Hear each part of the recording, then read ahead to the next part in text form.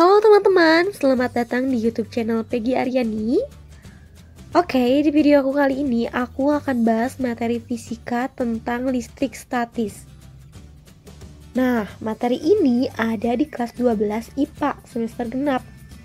Jadi, buat kamu yang merasa kelas 12 IPA, tonton videonya sampai habis ya. Sebelum kita membahas lebih lanjut tentang listrik statis, pernahkah kamu melakukan percobaan seperti pada gambar? Percobaan ini dilakukan dengan cara menempelkan tangan kita pada bola konduktor Van de Graaff. Atau, pernahkah kamu mendengar suara petir? Nah, petir juga termasuk ke dalam contoh listrik statis. Mari kita simak penjelasannya. Pada dasarnya, listrik itu terbagi menjadi dua, yaitu listrik statis dan listrik dinamis. Listrik statis mempelajari tentang muatan listrik, sedangkan listrik dinamis mempelajari tentang arus listrik. Jadi, apa sih listrik statis itu? Kalau kamu mendengar kata statis, apa yang ada dalam pikiran kamu? Baik, listrik statis adalah kumpulan muatan listrik dalam jumlah tertentu yang diam atau tetap pada suatu benda. Sesuai dengan namanya, yaitu listrik statis. Statis yang berarti tetap atau diam.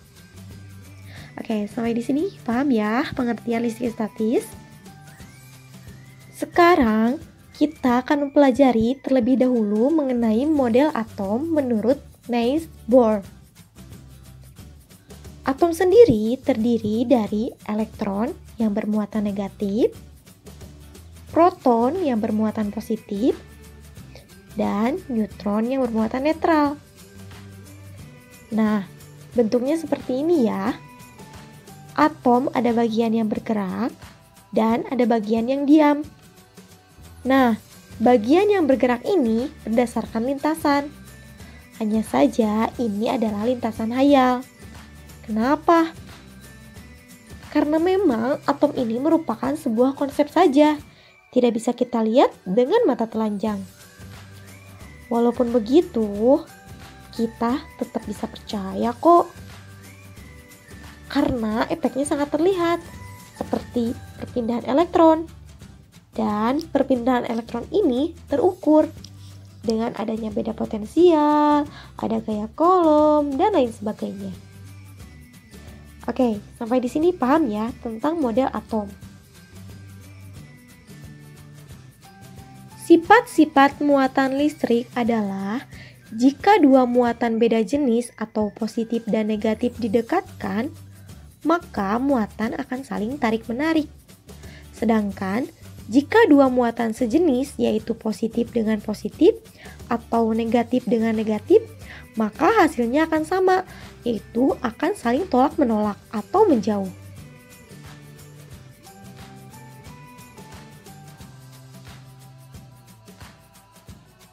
Berdasarkan jenisnya, bahan-bahan terbagi menjadi 3, yaitu konduktor, isolator, dan semikonduktor. Ciri-ciri dari bahan konduktor yang pertama, elektron bergerak bebas. Kemudian, elektron mudah berpindah. Dan ciri-ciri bahan isolator yang pertama, elektron tidak bergerak bebas. Dan yang kedua, elektron sukar berpindah. Jadi, ciri-ciri dari bahan isolator itu kebalikan dari bahan konduktor. Dan yang terakhir, bahan semikonduktor. Bahan semikonduktor ini adalah konduktivitas listrik yang berada di antara isolator dan konduktor. Lalu, bagaimana cara agar elektron dapat berpindah? Oke, ada 3 cara.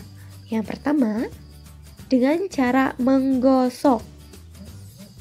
Kemudian yang kedua dengan cara konduksi. Dan yang ketiga dengan cara induksi. Mari kita simak penjelasannya. Cara pertama yaitu dengan cara menggosok. Misalkan di sini ada batang besi dan kain lap. Seperti yang kalian tahu, pada dasarnya semua benda bermuatan netral atau jumlah elektron dan protonnya itu sama. Nah, ketika kita gosok-gosok kain lap ini ke batang besi, maka yang tadinya batang besi ini netral dan kainnya juga netral, setelah digosok akan terjadi perpindahan elektron dari batang besi ke kain lap. Sehingga si batang besi menjadi muatan positif dan kain lap menjadi muatan negatif. Karena kain lap kelebihan elektron dan batang besi kekurangan elektron. Cara kedua yaitu dengan cara konduksi. Nah, di sini ada batang besi yang sudah bermuatan positif, yang sudah digosok-gosok dengan kain lap tadi. Kemudian, ada batang besi yang netral, karena jumlah elektron dan protonnya sama. Kita coba dekatkan kedua batang besi ini sampai bersentuhan, dan terjadi perpindahan elektron dari besi yang kedua ke besi yang pertama. Sehingga besi yang kedua bermuatan positif dan besi yang pertama tetap bermuatan positif karena masih kekurangan elektron. Animasinya seperti ini ya teman-teman. Ini ada aliran elektron dari besi kedua ke besi pertama. Cara lainnya yaitu induksi.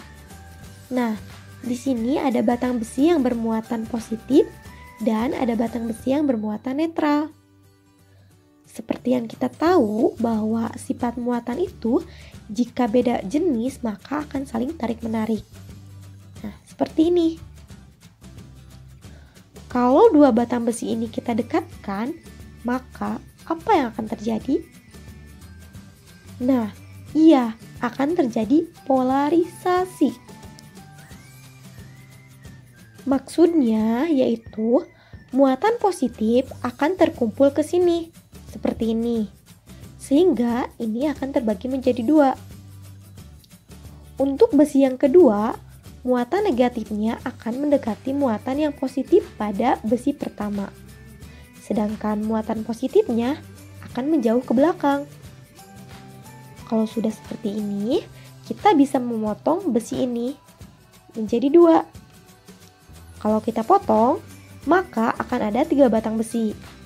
Besi pertama bermuatan positif, besi kedua bermuatan negatif, dan besi ketiga tetap bermuatan positif. Nah, dari penjelasan sebelumnya, kita sudah tahu bahwa ada 3 cara membuat benda menjadi bermuatan. Yang pertama, dengan cara menggosok. Yang kedua, dengan cara konduksi atau ada kontak antara benda itu. Dan yang ketiga dengan cara induksi atau dengan cara didekatkan saja. Setelah membahas konsep listrik statis, kita akan membahas contoh penerapan listrik statis dalam kehidupan sehari-hari. Generator Pandegraph adalah mesin pembangkit listrik yang digunakan untuk menghasilkan muatan listrik dalam jumlah yang sangat besar. Prinsip kerja generator Pandegraph yaitu dengan cara menggosok. Gesekan antara sabuk karet dengan silinder logam bagian bawah menimbulkan muatan listrik pada sabuk karet. Gerakan sabuk karet ke atas membawa muatan listrik mengalir ke kubah melalui ujung runcing di bagian atas. Prosesnya seperti gambar di samping ya. Muatan listrik akan tersebar menempati seluruh permukaan kubah. Adapun gerakan sabuk karet ke bawah membawa muatan negatif. Elektron pada sabuk karet ini mengalir melalui ujung runcing bawah ke tanah untuk dinetralkan. Silinder logam bawah dijalankan dengan motor listrik, sehingga sabuk karet terus-menerus bergerak, menghasilkan muatan positif mengalir ke kubah, sehingga terbentuk muatan listrik yang besar pada kubah generator Pandegraph. Perhatikan gambar seseorang yang memegang generator Pandegraph. Mengapa semua rambutnya dapat berdiri? Ini semua dikarenakan terjadinya induksi listrik. Saat memegang permukaan bola logam yang bermuatan positif, maka terjadi pemisahan muatan listrik dalam tubuh orang itu. Muatan negatif ditarik sehingga berkumpul di tangan dan muatan positif ditolak menuju ke kepala atau rambut. Karena masing-masing rambut memiliki muatan yang sama, maka akan terjadi gaya tolak antara rambut dan akhirnya rambutnya menjadi berdiri. Sekarang kita akan membahas proses terjadinya petir sesuai dengan konsep listrik statis. Awalnya, ketika hujan ini ada molekul-molekul air yang terbawa masuk ke awan. Molekul air yang sangat kecil dan ringan ini terbawa angin sehingga masuk ke awan. Seperti ini. Nah, pas masuk ke awan ini, karena di sini terjadi proses ionisasi dan segala macam, dia berubah menjadi partikel-partikel es yang sangat kecil. Karena dia sangat kecil dan ringan, partikel es ini akan terangkat ke atas. Dan banyak banget nih partikel-partikel es yang terangkat ke atas.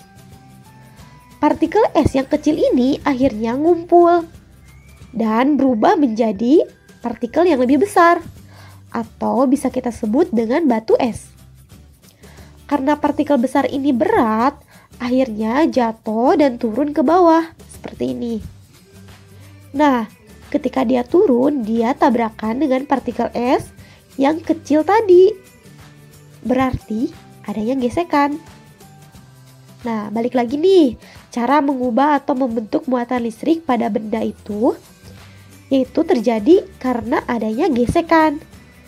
Sehingga di sini terjadi muatan-muatan yang negatif itu ada di bawah dan yang positif itu ada di atas. Nah, bentuknya jadi seperti ini. Akan terjadi pemisahan muatan yang negatif dan positif. Karena muatan negatif ini ada di bawah, dan kita ingat sifat dari muatan listrik itu, dia akan tarik-menarik ketika berbeda jenis muatan. Kita juga ingat, membuat muatan dengan cara induksi itu terjadi polarisasi. Sehingga si elektron-elektron ini menarik proton yang ada di gedung-gedung ini. Seperti ini. Ketarik sampai ke atas. Nah, setelah ketarik sampai ke atas, terjadi loncatan elektron. Karena ada beda potensial. Apa sih sebenarnya beda potensial itu? Untuk mengetahui beda potensial, kita harus pahami dulu konsepnya. Dan konsepnya akan saya jelaskan di video selanjutnya. Oke teman-teman, terima kasih banyak sudah menonton video ini sampai habis. Jangan lupa subscribe, nyalakan loncengnya, like and share videonya ke teman-teman kamu. And see you next video.